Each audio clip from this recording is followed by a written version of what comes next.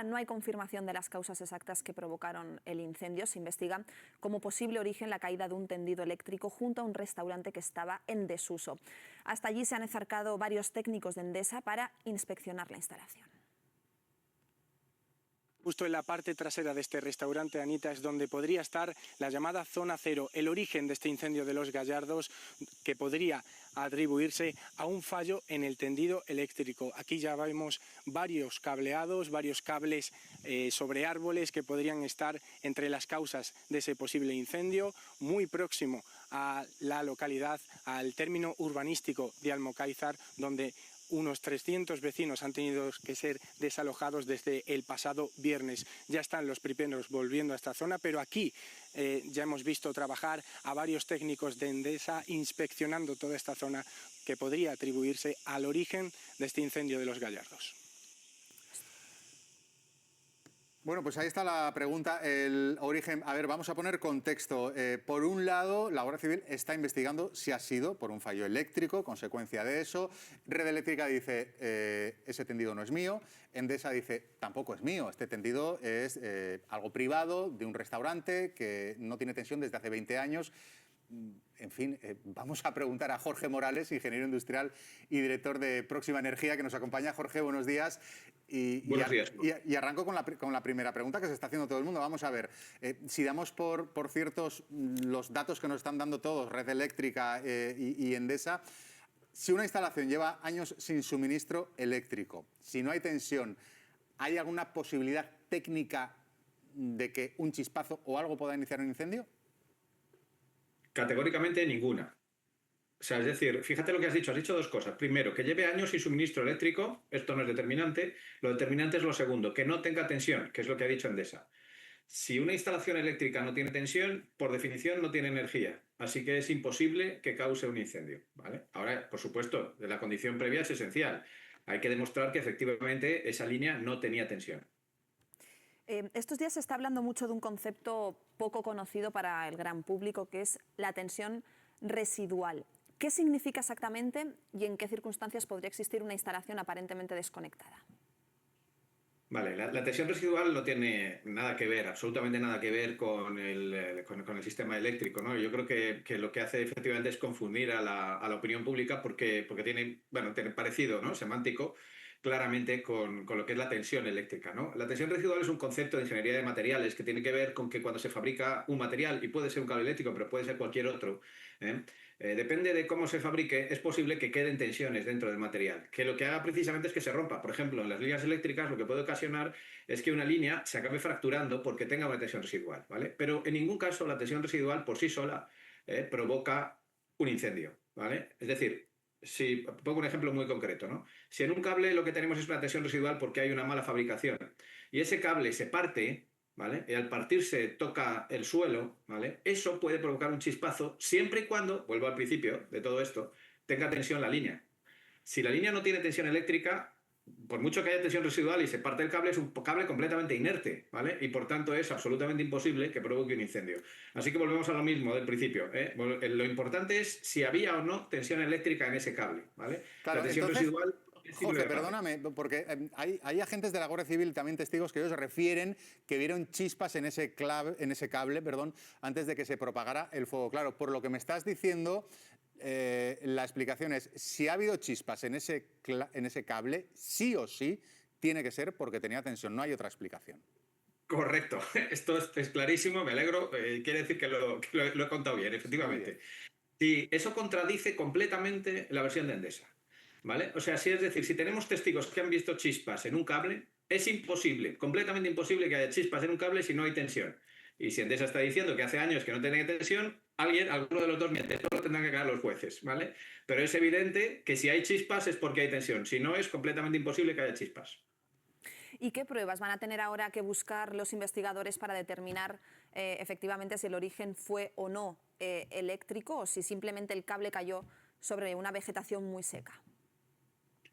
Bueno, esto los especialistas en incendios lo saben mucho mejor que yo, ¿no? Pero efectivamente se puede determinar dónde se inicia un incendio, ¿vale? Y si hay una caída de un cable en un punto concreto, y eso se origina un foco del incendio, saben perfectamente dónde empieza, ¿no?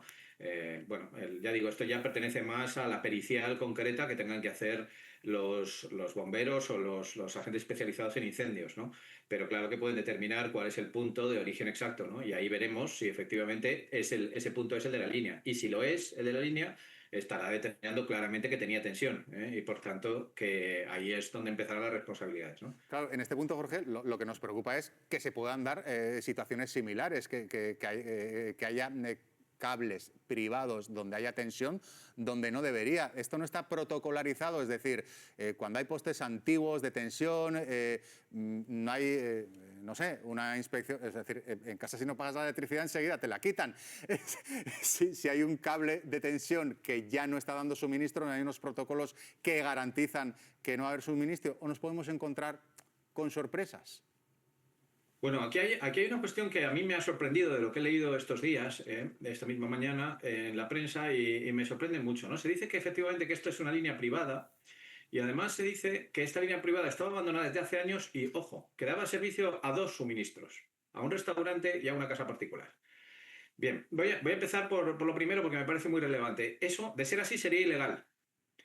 Según la ley en España, cuando una instalación eléctrica da servicio a más de un suministrador, o sea, perdón, a más de un suministro, a más de un cliente, ¿vale? Necesariamente tiene que ser propiedad de una compañía eléctrica. Hay obligación de ceder esos suministros. Esto, las personas los promotores, por ejemplo, inmobiliarios, lo saben muy bien.